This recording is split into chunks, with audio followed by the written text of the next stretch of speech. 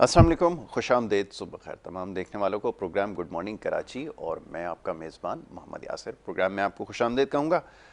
आज ख़ास दिन, ख़ास मौका और इसी मुनासबत से प्रोग्राम आपके लिए लेकर आए हैं। जुमे के दिन के हवाले से कोशिश हमारी हमेशा से ये होती है कि आपके लिए आज के दिन की मुनासबत से प्रोग्राम लेकर आएँ, क्योंकि सैयदुल अय्याम इस दिन को कहा गया है, दिनों का बादशाह, बड़ी फजीलत बयान की गई और इसी हवाले से प्रोग्राम में मुख्तलिफ़ औक़ात में हमारी गुफ्तगू रहती है। जनाब, आज ये सिलसिला जारी रहेगा। उसके साथ साथ तमाम मोमिनीन मुसलमानों को इस बात का इल्म यकीनन होगा, शब मेराज का मौका है, बड़ी अज़मत और फजीलत बयान की गई। क्या इसकी अहमियत है, इसको आज समझने की कोशिश करेंगे। मुख्तलिफ़ प्रोग्राम्स के ज़रिए आपको ये बात समझाई जा रही है, इस दिन की अहमियत के हवाले से बात हो रही है, फजीलत के हवाले से बात हो रही है, और इसके बाद आगे आने वाले जो मामलात हैं, जो सिलसिले हैं, उनके हवाले से ख़ास तौर पे गुफ्तगू होगी। इसके बाद एक मंजिल और करीब आ जाएगी माह मुबारक से, और उसकी जो फजीलत है तो सारा साल ही उसके बारे में बात होती है, अहमियत उसकी बयान करते हैं। तो वो एक बेहतरीन मौका हम सब के लिए है, अपने गुनाहों को बख्शवाने के लिए, निजात तलब करने के लिए, दोज़ख की आग से खुलासी हासिल करने के लिए। तो इस बेहतरीन मौके को हासिल करना है और इसकी जस्तजू करनी है, बारगाह इलाही में दुआ करनी है कि इस मुबारक मौके तक हमें पहुंचा दे। क्योंकि इस वक्त जो मामलात पूरी दुनिया में चल रहे हैं कोरोना वायरस की वजह से, अभी मैं देख रहा था कुछ देर पहले, जो अमवात का सिलसिला है बड़ी तेज़ी से उसमें इजाफा हो रहा है। तो ये सब के लिए लम्हा फ़िक्रिया है, सोचने की इस वक्त सबसे ज़्यादा ज़रूरत है। क्या गलतियाँ हो रही हैं जिसकी वजह से ये सारे मामलात हमारे सामने आ रहे हैं। ये उसका निज़ाम है, ये उसका तरीक़ाकार है। वो बंदे को झंझोड़ता है, मैसेज देता है कि संभल जाओ, सीधे रास्ते पर आ जाओ, ताकि तुम्हारे साथ रहम का मामला किया जाए। बहरहाल इस बात को आज समझने की कोशिश करेंगे। इस रात के हवाले से, जो शब मेराज की रात रही, इसकी अहमियत और फजीलत के हवाले से आज ख़ास तौर पे गुफ्तगू करेंगे। और जैसे मैं प्रोग्राम के आगाज़ में एक बड़ी लंबी तमहीद बांधता हूँ जुमे के दिन के हवाले से, इसके ऊपर आज हमें ख़ास तौर पे प्रोग्राम में गुफ्तगू करनी है। तो बड़ी खुशकिस्मती हमारी है कि अल्लाह ताला ने ये मौका हमें दिया कि हम ये प्रोग्राम आपके लिए लेकर आएँ, अपनी भी इस्लाह करें, देखने वालों को भी इस्लाह करें, समझने की कोशिश करें जो मामलात उसकी जानिब से भेजे गए हैं उसके ऊपर कैसे अमल करना है। कुरान करीम की रोशनी में रहनुमाई हासिल करने की कोशिश करेंगे। और ये कैसे मुमकिन होगा? ये ऐसे मुमकिन होगा जो इन मामलात को समझते हैं, जो इसका इल्म रखते हैं, जो शऊर रखते हैं, उनसे बात करेंगे, उनसे तमाम मामलात को समझने की कोशिश करेंगे।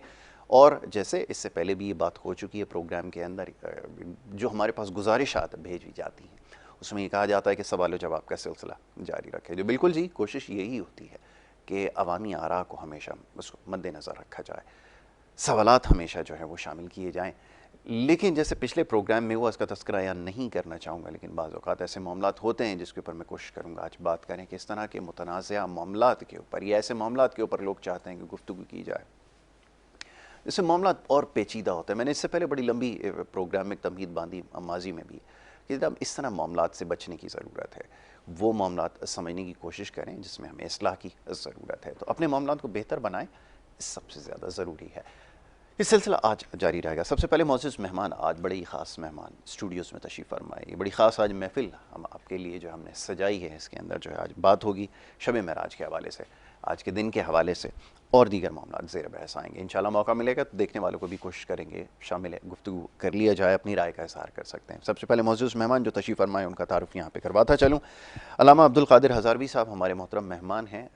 माह मुबारक की जो हमारी खुसूसी ट्रांसमिशन रहती है K21 न्यूज़ पे, आप उसका हिस्सा रहे, हमारे साथ बड़ी अच्छी खूबसूरत गुफ्तगू करते हैं।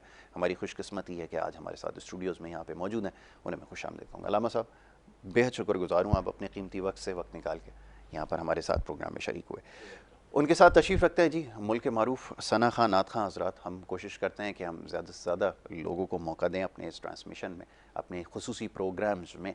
तो हमारे साथ जब भी शामिल होते हैं बड़ा खूबसूरत माहौल यहाँ पे बन जाता है। तो नात खां हज़रात, सना खां हज़रात मौजूद होंगे। आज भी मोहम्मद जुनैद चिश्ती साहब तशरीफ़ रखते हैं, उन्हें भी खुश आमदीद। बहुत शुक्रिया जुनैद साहब प्रोग्राम में वक्त देने के लिए। उनके हमरा कामरान ताहिरी साहब भी सना खां हैं, तशरीफ़ रखते हैं, उन्हें भी हम खुश आमदीद कहेंगे। बहुत शुक्रिया कामरान साहब प्रोग्राम में वक्त देने के लिए। अल्लामा साहब, गुफ्तगू का आगाज़ किया जाए मेराज के हवाले से। और मैं देख रहा था सोशल मीडिया के ऊपर आजकल हर चीज़ के ऊपर एक बहस होती है, बहुत ज़्यादा उलझाव का शिकार है, ख़ास तौर पे जो नौजवान नस्ल है बहुत सारे मामलात को समझने से शायद कासिर है। اور جس طرح کی گائیڈنس ان کو سوشل میڈیا کے ذریعے ملتی ہے نا، اس میں بہت سارے ان کے اذہانوں میں سوال ہیں، ابہام ہیں، خدشات ہیں، بہت ساری چیزیں وہ سمجھنے سے لا علم ہے، کیونکہ صحیح طرح سے آپ کو پتہ ہے کہ وہ چیز ان تک نہیں پہنچ پا رہی۔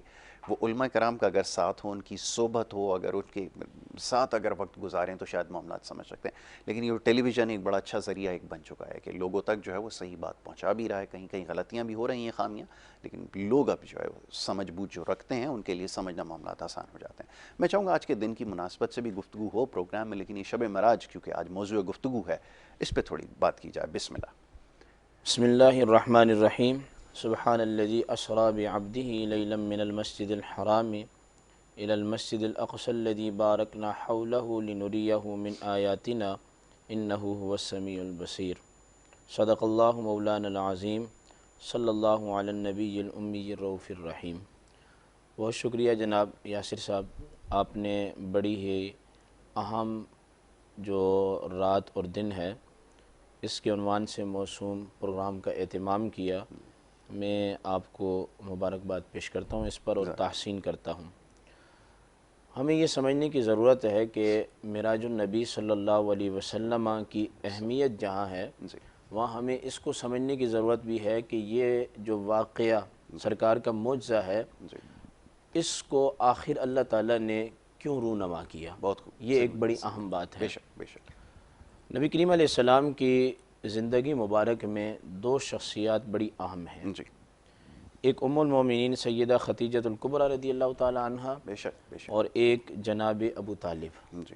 جب آپ علیہ السلام نے اعلان نبوت کیا تو جب آپ باہر نکلتے، بازاروں میں تبلیغ کرتے اور اللہ کی طرف بلاتے تو سب کے سامنے ہے کہ عرب والے آپ کے مخالف ہو گئے، اپنے بھی بیگانے بھی سبھی آپ کے مخالف ہو گئے۔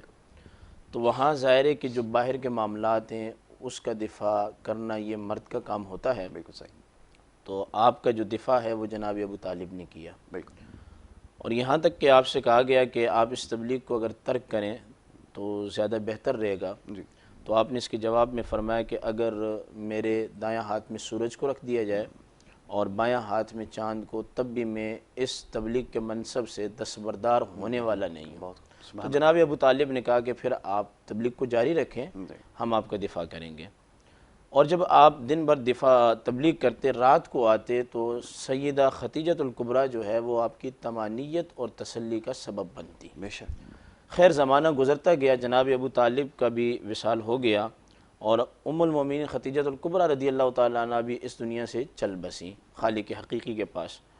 تو اب دن بھر آپ تبلیغ کرتے تو کوئی مردوں میں آپ کا دفاع کرنے والا نہیں تھا، اور رات کو ظاہر ہے جو بیوی تسلی دیتی ہے یا پھر وہ ایک آرام کا سبب بنتی ہے جیسے قرآن نے بھی کہا ہے، تو وہ بھی چیز نہیں تھی۔ تو آپ علیہ السلام نے سوچا کہ مکہ سے طائف کا رخ کیا جائے۔ تو آپ علیہ السلام طائف میں تشریف لے گئے، وہاں کے لوگوں کو تبلیغ کی۔ وہاں کے لوگوں کا جو رویہ تھا نا وہ اس سے زیادہ سخت تھا، یہاں تک کہ انہوں نے پتھر مارے اور آپ کا خون مبارک بھی بدن مبارک سے جاری ہوا۔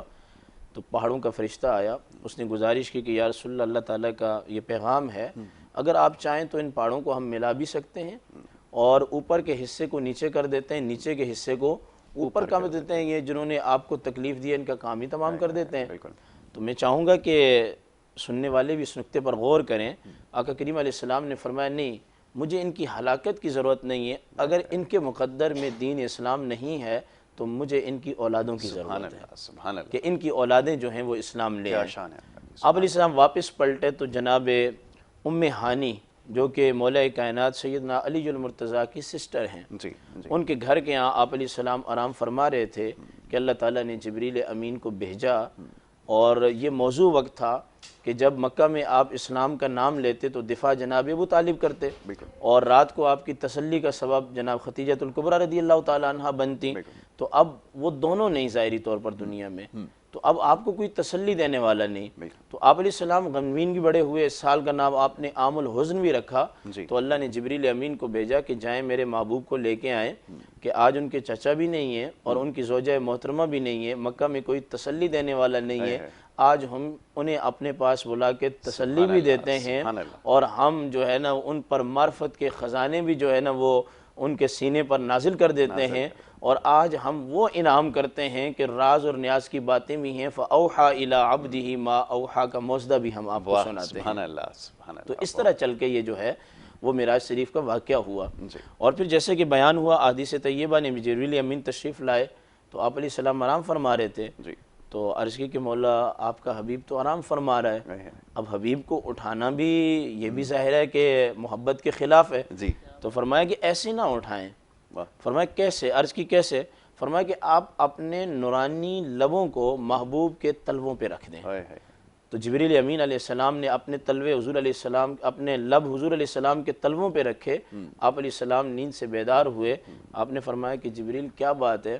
تو جبریل امین عرض کرتے ہیں کہ آج اللہ تعالیٰ آپ کو اپنے دیدار کے لیے آسمانوں پر بلا رہا ہے۔ اس طرح آپ علیہ السلام بیدار ہوئے، اور پھر بخاری شریف کی روایت کے مطابق کہ آپ کے سینہ مبارک کو چاک کیا گیا، اور صحابہ کہتے ہیں کہ ہم بعد میں بھی اس چاک کیے جانے کے نشانات دیکھتے تھے۔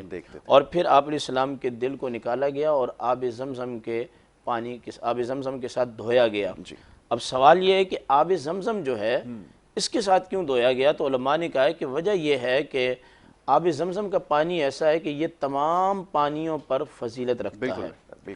تو اس کے بعد دھونے کے بعد ایمان اور حکمت کا جو تسلہ تھا وہ لایا گیا اور آپ علیہ السلام کے دل مبارک کے اندر انڈھیل دیا گیا، اتار دیا گیا۔ یہاں میں یہ بات واضح کرنا چاہوں گا سامعین کے لیے نکتے کے طور پر کہ سامعین اس بات کو سمجھنے کی کوشش کریں کہ یہ جو آپریشن وغیرہ ہے اس کی جو ابتدا اور آغاز ہے وہ اللہ کے نبی کے ہاں سے ہوئی، بنیاد رکھ دی۔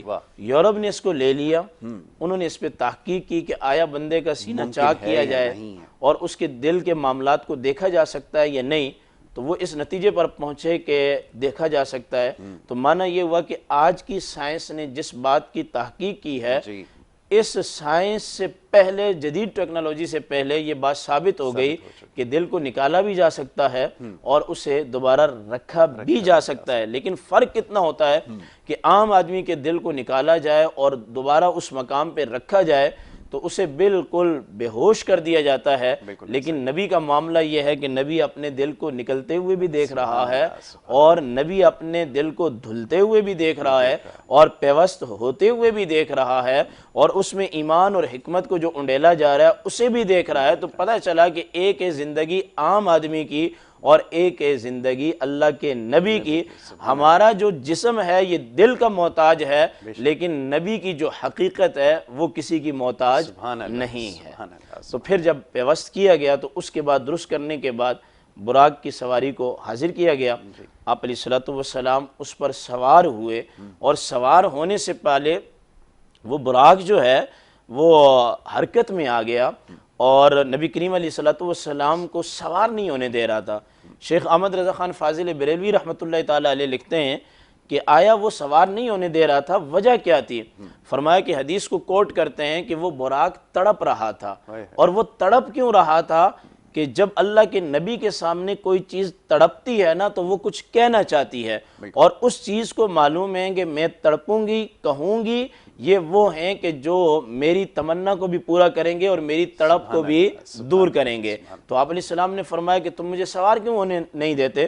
تو عرض کی کہ نہیں، ہم آپ کو سوار ہونے دیں گے، لیکن ہماری ایک تمنا ہے، اور سنا ہے کہ آپ تمنا اللہ کی بارگاہ سے قبول کراتے ہیں، اور تمنا میری یہ ہے کہ جب قیامت کے دن آپ اپنی امت کی شفاعت فرمائیں گے تو آپ نے میری شفاعت بھی فرمانی ہے۔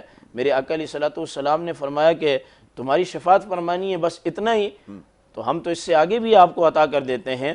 تو براق نے کہا کیا عطا کریں گے؟ فرمایا جہاں میری امت کی شفاعت ہوگی وہاں آپ کی بھی شفاعت ہوگی، اور پھر آپ کی پشت ہوگی، نبی کا اسی طرح بدن مبارک ہوگا اور آپ ہمیں لے کے جنت میں داخل ہو جائیں گے۔ اس کے بعد براق نے کہا کہ اب ہمارے اوپر آپ سوار ہوں۔ پھر جب براق نے چلنا شروع کیا تو پھر مدینہ المنورہ کی زمین آئی، جبریل امین نے عرض کی کہ یا رسول اللہ اتریں آپ اور 2 رکعت نماز نفل ادا کریں۔ میرے آقا علیہ السلام نے 2 رکعت نماز نفل ادا کی اور پوچھا کہ یہ کون سی زمین ہے؟ کھجوروں والی زمین سی، بڑی حسین زمین تھی۔ تو عرض کی جبریل امین نے کہ یہ وہ جگہ ہے کہ جہاں آپ ہجرت کر کے تشریف لائیں گے۔ تو پتہ چلا کہ یہ نقطہ بھی یہاں سے نکلتا ہے کہ جب معراج کی رات آپ علیہ الصلوۃ والسلام اللہ کی بارگاہ میں دیدار کے لیے حاضر ہو رہے تھے تو مدینہ سے ہو کے گئے۔ تو یہ کہنا کہ آؤ مدینے کو چلیں، یہ تو وہ بات ہے کہ نبی کریم علیہ السلام کو ہجرت سے پہلے خود جبریل امین مدینہ المنورہ لے کے گئے۔ وہاں آپ علیہ السلام نے نماز کی ادائیگی کی، پھر وہاں سے سفر جب شروع ہوتا ہے تو پھر اس دوران جو ہے صحیح احادیث کے اندر آتا ہے کہ موسیٰ علیہ السلام کی قبر سے روضہ شریف سے حضور علیہ السلام کا گزر ہوا، اور وہ اپنی قبر شریف میں روضہ شریف میں کھڑے ہو کے نماز پڑھ رہے تھے، اور پھر آپ علیہ السلام نے حلیہ بھی بتایا کہ حضرت موسیٰ علیہ السلام کا حلیہ یہ ہے۔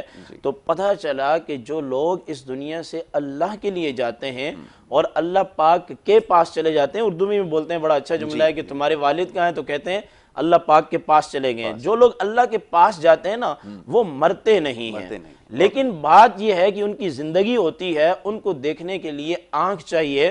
اب ایک نبی جانے کے بعد اپنی قبر میں نماز پڑھ رہے ہیں، ہمیں تو مٹی نظر آتی ہے، لیکن اللہ کا نبی مٹی کے نیچے تک دیکھتا ہے اور یہ بھی دیکھتا ہے کہ اندر قبر میں جو شخص ہے وہ کیا کر رہا ہے، اور اس کے حالات سے بھی مطلع ہو جاتا ہے، اور یہ وہ نبوت کی آنکھ ہوتی ہے جس سے دیکھ لیتا ہے۔ یہاں سے آگے میں چاہوں گا ایک بڑی اہم بات ہے سامعین کو کہ وہ اس کو سننا چاہیں، کہ یہ جو کہا گیا ہے نا کہ ہر کام سے پہلے بسم اللہ پڑھنا چاہیے، یعنی ہم کھائیں تو اللہ کے نام سے، پئیں تو ہم اللہ کے نام سے، ہر مومن کے ہر معاملے میں بسم اللہ ہوتا ہے۔ تو یہ کتنی اہم بات ہے کہ آپ علیہ السلام کا ایک وادی سے گزر ہوا تو بڑی بہترین خوشبو آ رہی تھی، تو آپ علیہ السلام نے جبریل امین سے فرمایا جبریل یہ خوشبو کس بات کی ہے؟ اور یہاں میں اس بات کی وضاحت بھی کر دوں کہ شاید لوگ یہ سمجھیں کہ حضور کو معاذ اللہ پتہ نہیں تھا اس لیے جبریل سے پوچھ رہے ہیں۔ کبھی کبھار بڑے لوگ پوچھا کرتے ہیں چھوٹے لوگوں سے محبت کی وجہ سے، جیسے کہ قرآن میں اللہ تعالیٰ نے موسیٰ علیہ السلام سے پوچھا وما تلک بیمینک کبھی موسیٰ، آپ کے سیدھے ہاتھ میں کیا ہے؟ اب اللہ کو پتہ نہیں تھا، اللہ کو پتہ تھا، اور موسیٰ علیہ السلام نے ایک جواب نہیں دیے، 3-4 جواب دیے۔ تو اب علماء نے لکھا ہے کہ زیادہ جواب کیوں دیے کہ موسیٰ علیہ السلام نے غنیمت سمجھا کہ کرم ہو گیا ہے، آج بات کو بڑھا دیتے ہیں، اسی بات میں بات کیا ہو جائے، لمبی ہو جائے۔ تو آپ علیہ السلام نے فرمایا یہ کیسی خوشبو ہے؟ جبریل امین عرض کرتے ہیں کہ یا رسول اللہ فرعون جو تھا اس کی جو بیٹی تھی اس کی ایک ماشطہ تھی جو اس کو کنگھی کیا کرتی تھی، اور اس کے 2 بچے تھے۔ ایک دن وہ اس کو کنگھی کر رہی تھی تو کنگھی اس کے ہاتھ سے گر پڑی، تو انہوں نے کہا کہ تائس فرعون ہلاک ہو جائے، بسم اللہ میں اللہ کے نام سے اس کنگھی کو اٹھاتی ہوں۔ تو وہ شہزادی کہنے لگی کہ کیا میرے باپ کے علاوہ بھی کوئی ایسی ذات ہے کہ جس کے نام سے تو کنگھیاں اٹھا رہی ہے؟ تو ماشطہ نے کہا ہاں تیرے باپ کے علاوہ بھی کوئی ذات ہے جس کا کلمہ میں پڑھتی ہوں، جس کے لیے میں سجدے اور رکوع کرتی ہوں۔ کہا وہ کون ہے؟ کہا وہ تو خالق کائنات ہے، ہمارا مالک ہمارا خالق اللہ ہے۔ تو یہ بات فرعون تک پہنچی تو فرعون نے ان کو ڈرایا دھمکایا کہ تم اپنے اس عقیدے سے باز آ جاؤ۔ تو اس خاتون نے کہا کہ میں اپنے اس عقیدے سے باز نہیں آؤں گی۔ کس عقیدے سے؟ کہ میں کنگھی اٹھاؤں گی تو اللہ کے نام سے، اور کروں گی تو میں کنگھی اللہ کے نام سے کروں گی۔ پتہ چلا مومن کو ہر کام اللہ کے نام سے کرنا چاہیے، بسم اللہ الرحمن الرحیم سے۔ تو پھر اس نے بندوبست کیا کہ ایک دیگ کے اندر پانی کو گرم کیا، پہلے اس کے ایک بچے کو ڈالا کہ یہ باز آ جائے گی، اس نے کہا میں بسم اللہ پڑھنا اب بھی نہ چھوڑوں گی، اس خالق کا نام لینا اب بھی میں نہ چھوڑوں گی۔ دوسرے بچے کو ڈالا تو پھر بھی کہا کہ میں اللہ کے نام سے ہی کام کا آغاز کروں گی، میں نہیں چھوڑوں گی، ہزاروں بچے بھی بھلے چلے جائیں۔ اور جب دوسرے بچے کو ڈالا تو اس نے صدا لگائی کہ ماں صبر کرنا، بے صبری نہ ہو جانا، اپنے عقیدے اور نظریے سے رجوع نہ کرنا۔ کہا کہ جب ان دونوں کو ڈالا، ڈالنے کے بعد ان کی ماں کو ڈالا، اس کو ڈالنے کے بعد جب وہ شہید ہو گئے، ان کے جسم کے ذرات اس وادی میں پھیلے۔ اے پیارے حبیب، آج اس خاتون اور اس خاندان کی خوشبو اس وادی سے آ رہی ہے جو اللہ کے نام سے کام کا آغاز کیا کرتے تھے اور اللہ کے نام سے کنگھیاں اٹھایا کرتے تھے۔ تو یہاں تک جو ہے وہ سلسلہ رہا۔ پھر اس سے آگے جو ہے کیا نام ہے، بڑے آپ علیہ الصلوۃ والسلام مسجد اقصیٰ میں گئے، جیسے کہ میں نے تلاوت کی، اور پھر یہاں سبھی مانتے ہیں، کہتے ہیں جی انبیاء کرام کی جو ہے وہ جماعت کری آپ علیہ السلام نے، امام الانبیاء کا ٹائٹل دیا۔ اب یہ تو بات واضح ہے کہ کوئی امام روح کی تو جماعت نہیں کراتا نا، ظاہر ہے جماعت کرائے گا تو پھر روح بھی ہوگا، جسم بھی ہو گیا۔ اس سے یہ پتہ چلا کہ آپ علیہ السلام کو جو معراج شریف ہوئی ہے وہ روح محل جسم ہوئی ہے، یعنی آپ کی روح بھی تھی اور آپ کا جسم مبارک بھی تھا، اور آپ نے سر کی آنکھوں سے اللہ تعالیٰ کا دیدار کیا ہے۔ اور پھر یہ بھی میں بتاؤں کہ مفسرین کرام نے لکھا ہے کہ جب حضور علیہ السلام براق شریف پر تھے اور آپ علیہ السلام کو لے کر جبریل امین مسجد اقصیٰ میں گئے تو انہوں نے اپنی انگلی سے پتھر کے اندر سوراخ کیا. اب فرشتہ کسی کو نظر نہیں آتا, فرشتے کی انگلی سوراخ بھی کرتی ہے, پتھر سوراخ کو قبول بھی کر رہا ہے اور براق کو باندھا بھی جا رہا ہے. اور علماء لکھتے ہیں کہ صدیوں تک جو ہے اس سوراخ کو دیکھا جاتا رہا. پھر جب اذان بھی ہو گئی, اقامت بھی ہو گئی, اب کم و بیش 1,24,000 انبیاء اور رسول مسجد اقصیٰ میں جمع ہیں. تو پھر کیا ہوا کہ جبریل امین نے آقا علیہ السلام کو پکڑا اور لا کے آپ علیہ السلام کو مصلی پہ کھڑا کیا اور 1,24,000 انبیاء اور رسولوں کی جو ہے وہ آپ نے امامت فرمائی اور امام الانبیاء کا جو ہے وہ لقب ٹائٹل آپ پایا. کو دیا گیا. بہت خوب. یہ گفتگو ہماری جاری رہے گی. عبدالقادر ہزاروی صاحب جو ہے بڑی خوبصورت گفتگو کر رہے ہیں. واقعہ معراج کے حوالے سے بہت کچھ سیکھنے اور سمجھنے کا موقع مل پا رہا ہے. لیکن یہ پروگرام کا کیونکہ فارمیٹ ایسا ہے جس کے مطابق جو ہے وہ ہمیں ایک بریک لینی ہوگی اور بریک سے جب واپس آئیں گے تو یہ گفتگو جاری رکھیں گے اور دیگر معاملات ہیں جس کے اوپر ہماری گفتگو ہوگی. تو ایک چھوٹی سی اور مختصر سی ایک بریک لیں گے اور بریک کے بعد جب واپس آئیں گے تو یہ سلسلہ جاری رکھیں گے. آپ دیکھتے رہیں ہمارا پروگرام گڈ مارننگ کراچی.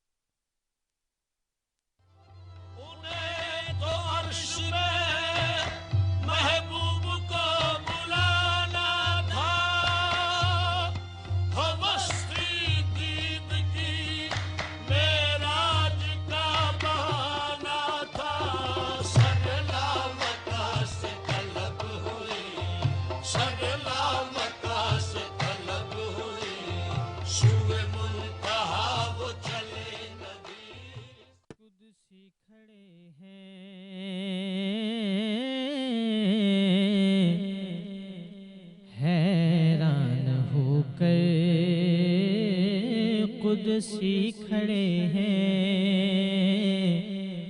حیران ہو کر کس درا سے آگے بشر جا رہا ہے وہ بنٹھن کے اپنے خالق سے ملنے سر عرش وہ تاجور جا رہا ہے قدسی کھڑے ہیں حیران ہو کر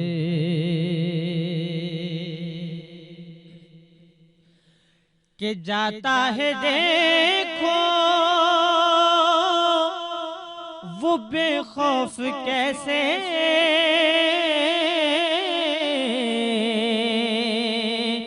کہ سب جانتا ہے راہ وہ جیسے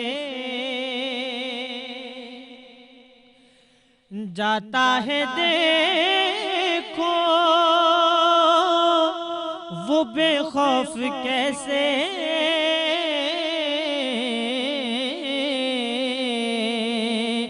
کہ سب جانتا ہے راہ وہ جیسے وہ یوں جا رہا ہے جیسے کہ کوئی گھر والا اپنے ہی گھر جا رہا ہے قدسی کھڑے ہیں حیران ہو کر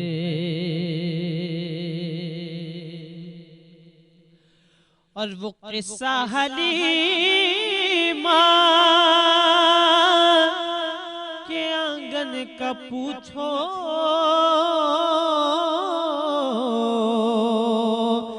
جوانی کو چھوڑو بچپن کو دیکھو وہ قصہ حلیمہ کے آنگن کا پوچھو، جوانی کو چھوڑو بچپن کو دیکھو، کہ ابھی مصطفیٰ نے اٹھائی ہے انگلی، ابھی مصطفیٰ نے اٹھائی ہے انگلی۔ قمر سے یہ پوچھو کدھر جا رہا ہے، قدسی کھڑے ہیں حیران ہو کر، اور کیا تو نے دیکھا وہ آنا وہ جانا،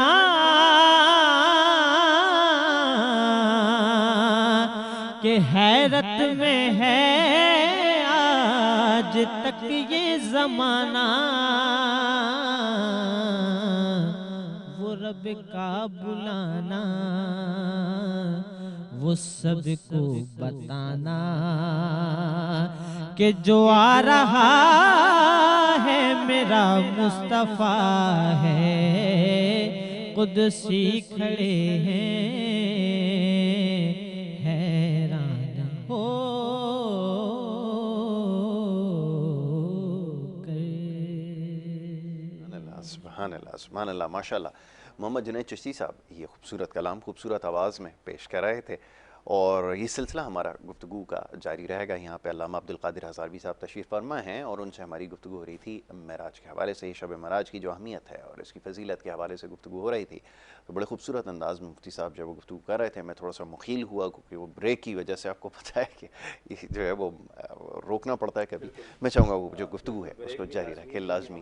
گفتگو پہنچاتی بریک ہے، بہت خوب۔ تو میں اس کو مختصر کروں گا کہ پھر آپ علیہ السلام جب آگے بڑھے اور سدرۃ المنتہا تک پہنچے، تو جیسے ہمارے جنید بھائی ماشاءاللہ بڑا عمدہ کلام پڑھ رہے تھے، اور وہ شعر بریک کی وجہ سے ہی آپ نے چھوڑ دیا کہ کیوں بشر کہہ رہے ہو، خیر البشر جا رہا ہے، میرے خیال میں اس کا آخری شعر یہ ہے۔ تو جب سدرۃ المنتہا کے پاس جب نبی کریم علیہ السلام پہنچے نا، تو لفظ آیا کہ قدسی حیران کھڑے ہیں، تو جبریل امین نے عرض کی یا رسول اللہ اس سے آگے ہم نہیں بڑھ سکتے، یعنی جہاں جبریل کی عظمت اور شان اور ان کے مقامات کی انتہا ہوتی ہے، وہاں سے میرے مصطفیٰ کی شان کی ابتدا ہوتی ہے۔ تو اس مقام پہ میرے آقا علیہ السلام نے ایک جملہ ارشاد فرمایا حدیث کا، فرمایا یترک الخلیل خلیلہ، جبریل کوئی دوست کسی دوست کو بھی ایسے مقام پہ چھوڑتا ہے کہ آپ ام ہانی کے گھر سے ہمیں لے کر آئے اور مسجد اقصی اور پھر پہلا آسمان اور ساتواں اور سدرۃ المنتہا پہ اب تم سفر سے پیچھے ہٹ رہے ہو۔ تو جبریل امین عرض کرنے لگے یا رسول اللہ بات یہ نہیں ہے، ہماری بھی ایک حد ہے جانے کی، یہ حدیں آپ کے لیے نہیں ہیں، ہمارے لیے حد ہے۔ وہاں حدیث کے لفظ یہ ہیں کہ لو تجاوزتو، اگر میں تھوڑا سا بھی آگے تجاوز کروں گا نا، لَأَحْرَقْتُ لِجَلَالِ نُورِهِ، تو میں اپنے رب کے جلووں کی وجہ سے جل جاؤں گا۔ یعنی آپ ہیں جو اپنے رب کے جلووں کو برداشت کر رہے ہیں، میں اللہ کے جلووں کو برداشت نہیں کر سکتا۔ وہ تو مصطفیٰ کی آنکھ ہے کہ جس نے جلووں کو برداشت کر لیا۔ تو پھر آپ علیہ السلام نے فرمایا، یہاں روح البیان میں علامہ اسماعیل حقی علیہ رحمہ نے بڑی زبردست بات لکھی ہے، فرمایا جبریل یہ بتاؤ کہ اب اللہ کی بارگاہ میں کوئی حاجت، کوئی تمنا، کوئی پیغام ہے؟ یعنی بتانا چاہتے تھے حضور کہ جبریل تم قرآن سدرۃ المنتہا سے لے کے زمین پہ آتے ہو، یہ تمہارا مقام ہے، لیکن تمہاری بات ہم سدرۃ المنتہا سے بھی آگے لے جا سکتے ہیں۔ اب تم اپنی بات بتاؤ، تم نے جو اللہ کی باتیں ہمیں مدینہ میں اور مکہ میں پہنچائی ہیں سو پہنچا دی، لیکن اب تمہارا کیا ہے؟ تو جبریل امین نے گزارش کی یا رسول اللہ اور تو کچھ نہیں ہے، اللہ سے یہ عرض کر دیجئے گا میری جانب سے کہ جب پل صراط پر آپ کی امت گزرے تو پھر جبریل امین کو پر بچھانے کا موقع مل جائے۔ اور میرے خیال میں یہاں ایک اعلیٰ حضرت کا کلام بھی ہے کہ پل سے مسافر گزر رہا ہے اور راہ گزر کو خبر نہیں، یعنی کہ پھر ہاں پر کو خبر نہیں، یعنی کہ جبریل امین کے پر کو بھی خبر نہیں ہے کہ مصطفیٰ کے دیوانے کیا ہیں، جا رہے ہیں۔ اور یہاں میں اس بات کی وضاحت کرنا چاہوں گا کہ جب ابراہیم علیہ السلام کو نمرود نے آگ میں ڈالا تھا تو جبریل امین آئے تھے بالکل کہ کوئی حاجت ہو تو بتاؤ. بعض مفسرین کرام نے یہ لکھا ہے آپ نے میرے جد امجد سے کہا تھا کوئی حاجت ہے تو بتاؤ, آج ان کا شہزادہ کہہ رہا ہے تمہاری کوئی حاجت ہے تو ہم سے بتاؤ. تو ابراہیم علیہ السلام نے فرمایا تھا جبریل تم سے کوئی بات نہیں کرنی. کیوں؟ اس سے پہلے جبریل آتے تھے اللہ کی اجازت سے, آج خود ہی آگے چلو ہم خلیل کو بچا لیتے ہیں. تو ابراہیم علیہ السلام نے یہ بتایا کہ جبریل ہم تمہیں اپنی مجلس میں آنے کی جو اجازت دیتے ہیں وہ اللہ کی اجازت کی وجہ سے ہے, بغیر اللہ کی اجازت کے آپ آئیں گے, ہم آپ کو کوئی حاجتیں بیان نہیں کریں گے, جس نے ہمیں اس آزمائش میں ڈالا ہے وہ ہمارے حال کو دیکھ رہا ہے. پھر آپ علیہ السلام آگے بڑھے. اب جو ہے وہ جو تحفہ ملا وہ نماز کا ملا, یعنی 50 نمازیں بخاری شریف میں ہے نبی کریم علیہ السلام کو عطا کی گئیں. نبی علیہ السلام نے 50 نمازوں کا تحفہ لیا تو موسیٰ علیہ السلام کے پاس آئے تو عرض کی کہ کچھ دیا اللہ نے, فرمایا 50 نمازوں کا تحفہ. موسیٰ علیہ السلام بھی اچھے طریقے سے ہمیں جانتے تھے, یعنی نبی پہلے سے بھی جانتا ہے اور نبی پہلے والوں کی بھی خبریں جانتا ہے اور آنے والوں کی خبریں بھی جانتا ہے, اللہ کی عطا سے نبی جانتا ہے. عرض کی آپ اس میں تخفیف کرائیں, آپ کی امت نہیں پڑھ سکے گی. آپ علیہ السلام واپس گئے, کم ہوئی, پھر گئے, پھر کم ہوئی, آنا اور جانا یہ لگا رہا. یہ تو ملاقات کا بہانہ تھا دیدار کا, اللہ نے نمازیں تو کم کرنی تھی. آخر میں جب 5 رہ گئی نا تو یہ بات بڑی توجہ طلب ہے سامعین کے لیے. میرے آقا علیہ السلام کو اللہ نے فرمایا کہ پیارے مصطفیٰ میرا جو قول ہو جائے نا وہ اٹل ہوتا ہے, تبدیل نہیں ہوتا, لیکن چونکہ آپ آ گئے ہم نے آپ کی وجہ سے تبدیل کر دی ہے. عمل میں تخفیف ہو گئی ہے, نمازیں 5 پڑھیں گے لیکن محبوب کم آپ نے کرائی ہے, جزا میں تخفیف نہیں ہوگی, عطا میں تخفیف نہیں ہوگی, کیونکہ آپ حبیب ہیں, میں آپ کا محب ہوں اور آپ کی امت ہے, آپ کو ہر وقت فکر امت کی رہتی ہے. عمل 5 نمازوں کا کریں, میں نے فرض 50 کی تھی, میں ثواب 50 ہی کا عطا کروں گا. فجر پڑھیں گے تو 10 مل جائے گا, ظہر پڑھیں گے تو 10, عشاء پڑھیں گے تو 10, مغرب پڑھیں گے تو 10, عصر پڑھیں گے تو 10, مطلب ایک نماز کے ساتھ ہمیں 10 نمازوں کا ثواب مل رہا ہے. یہ کس کی بدولت مل رہا ہے؟ مصطفیٰ کریم علیہ السلام کی بدولت مل رہا ہے. تبھی تو شیخ احمد رضا خان فاضل بریلوی نے کہا تھا کون دیتا ہے دینے کو منہ چاہیے, دینے والا ہے سچا ہمارا نبی. تو اب عطا میں کمی نہیں ہے, عمل میں کمی ہو گئی ہے. خدا را اس کی طرف بھی تو آئے نا. اس پرفتن دور کے اندر جہاں طلاق کی شرح بڑھ رہی ہے, جہاں جو ہے ہماری بچیاں گھروں میں پریشان ہیں, کچھ کے رشتے نہیں آتے, اور جہاں معاملات اتنے سنگین ہو چکے ہیں, ہر طرف فتنہ اور فساد ہے, تو معراج آپ کو دعوت دے رہا ہے کہ ان 5 نمازوں کا خیال کرو. ان الصلاۃ تنہا عن الفحشاء والمنکر, بے شک نماز جو ہے وہ برے کاموں سے اور بے حیائی کے کاموں سے روکتی ہے. جب ہم اپنی بیٹیوں کو نمازوں پہ لگا دیں گے اور ہم خود نمازوں پر لگ جائیں گے تو پھر میرا جسم میری مرضی, ان چیزوں کو روکنے کی ہمیں ضرورت نہیں ہے, وہ خود ہی کیا ہو جائیں گے, رک جائیں گے اور دب جائیں گے. اصل بات یہ ہے کہ ہم نے جو کام کرنا تھا وہ کام ہم نے چھوڑ دیا, اور جس کو نہیں کرنا چاہیے تھا اس کو ہم نے لے لیا, اپنا لیا. تو ہماری جب خواتین بہنیں نماز پڑھیں گی, ہماری بہنوں کو یہ بات تو ہے نا کہ عورت کو اختیار ہونا چاہیے, لیکن ان کو یہ حدیث یاد نہیں ہے کہ فاطمۃ الزہرا رات کو عشاء کے بعد سجدے میں جاتی ہیں تو فجر کی نماز تک سجدے میں رہتی ہیں, اور اٹھنے کے بعد کہتی ہیں اے خدا لمبی رات بنانا کہ مصطفیٰ کی شہزادی تیرے لیے دل کھول کے سجدے کرے. تو فرمایا کہ نماز کا جو ہے وہ تحفہ ملا. اور ایک حضور کا تحفہ ہے, اللہ نے یہ پوچھا آپ یہاں تشریف لائیں, آپ کو کیا تحفہ دوں, کیا لقب دوں, آپ کو کس چیز سے یاد کروں؟ تو میرے آقا علیہ السلام نے گزارش کی اے اللہ بنسبتی الیک بالعبودیہ, اے اللہ میں زمین والوں کے لیے نبی ہوں, زمین والوں کے لیے میں رسول ہوں, میں صحابہ کے لیے اہل بیت کے لیے رسول بھی ہوں, اور ان میں میرے رشتے بھی ہیں, لیکن اے اللہ تیرے ساتھ جو میرا رشتہ ہے تو آج مجھے اپنا بندہ قرار دے, تو بندگی میں مجھے قبول فرما لے. تو اللہ تعالیٰ نے فرمایا کہ آج ہم نے آپ کو بندہ قرار دے دیا. یہی وجہ ہے کہ سبحان الذی اسریٰ بعبدہ, یہاں بندے کا ذکر آیا, رسول اور نبی کا نہیں آیا. مفسرین کرام نے کہا کہ حضور کی جو صفت بندگی ہے وہ افضل ہے صفت رسول اور نبی سے. وجہ کیا ہے؟ رسول اوپر سے مخلوق کی طرف آتا ہے, نبی اوپر سے مخلوق کی طرف آتا ہے, لیکن بندہ مخلوق سے خالق کی طرف جاتا ہے. فرمایا مقام فراق اتنا نہیں ہوتا, مقام الجمع جو ہے اس کے اندر بڑی ہی فضیلتیں ہوتی ہیں. سبحان اللہ, سبحان اللہ, کیا خوبصورت بات آپ نے کہی, اور خاص طور پہ فضائل کے اوپر جیسا بھی آپ گفتگو کر رہے تھے، اور خاص طور پہ جو نماز کی فضیلت ہے، میں اکثر یہ بات دہراتا ہوں اپنے پروگرام میں کہ وہ تمام فرائض جو ہم پر لازم کیے گئے ہیں، زمین کے اوپر فرض کیے گئے، یہ نماز وہ فرض تھا جو عرش کے اوپر فرض کیا گیا، تو اس کی اہمیت اور فضیلت جو ہے وہ سمجھنا یہاں سے آسان ہو جاتی ہے۔ وہ خوب آپ نے بڑے اچھے انداز میں اس کی گفتگو کی ہے، تمام معاملات کو یہاں پر ہمارے سماعتوں کی نظر کیا، یقیناً اس سے بہت کچھ سیکھنے کا موقع ملے گا۔ اب کیونکہ پروگرام کا فارمیٹ جیسے میں ہمیشہ دہراتا ہوں کہ ایسا ہے کہ وقت کی کمی جو ہے وہ آڑے آ رہی ہے، ورنہ یہ گفتگو، یہ ذکر خیر ایسا ہے کہ ساری زندگی تا قیامت تک چلتا رہے تو اس کی تاثیر کم نہیں ہوگی۔ کامران طاہری صاحب، گزارش آپ سے یہ ہے کہ آپ ایک کلام پیش کریں، اور اس کے بعد پھر ہم بریک کی طرف چلتے ہیں، اور پھر جو دوسرا سیگمنٹ ہے آج اسی مناسبت سے، اسی حوالے سے گفتگو ہوگی، لیکن جو مہمانوں کا پینل ہے اس میں تھوڑی سی رد و بدل ہوگی۔ جی نبی سے آ نہ سکے ہم، راحت ہی کچھ ایسی تھی، کوئے نبی سے آ نہ سکے ہم، راحت ہی کچھ ایسی تھی، یاد رہی نا جنت ہم کو،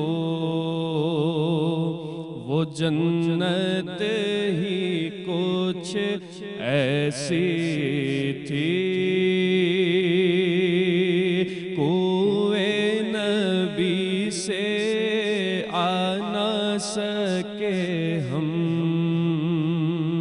راحت ہی کچھ ایسی تھی، پاس بلایا جلوہ دکھایا، عرش پہ ان کو خالق نے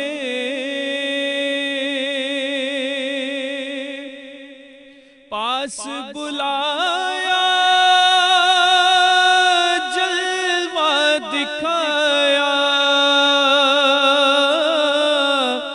عرش پہ ان کو خالق نے، یہ تو آخر ہونا ہی تھا، چاہت ہی کچھ ایسی تھی، یہ تو آخر ہونا ہی تھا، چاہت ہی کچھ ایسی تھی، بولو اے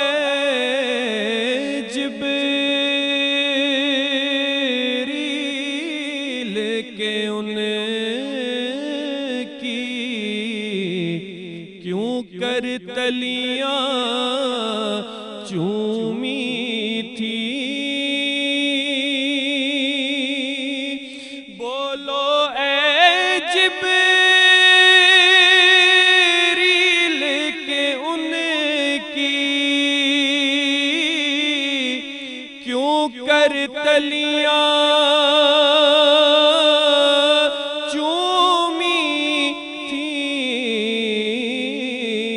تو کہنے لگے جبریل کہ ان کی عظمت ہی کچھ ایسی تھی، کہنے لگے جبریل کہ ان کی عظمت ہی کچھ ایسی تھی، یاد رہی نا جنت ہم کو وہ جنت ہی کچھ ایسی تھی دنیا میں سرکار کی نعتیں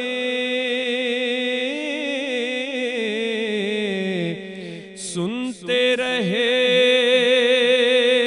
ہم محفل میں دنیا میں سرکار کی نعتیں سنتے رہے ہر ایک لمحہ